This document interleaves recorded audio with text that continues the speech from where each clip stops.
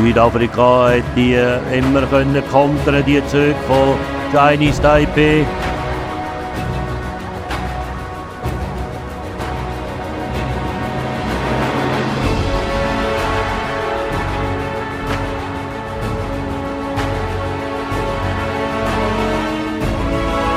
Chinese Taipei hat die erste Verwarnung kassiert. Südafrika erhöht den Druck gegen Chinese Taipei.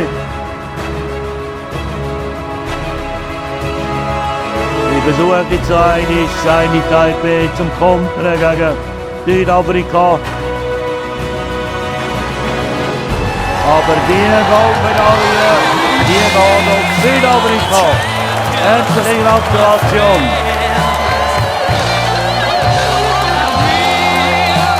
And on row 3, the gold medalist goes to South Africa. Congratulations to South Africa.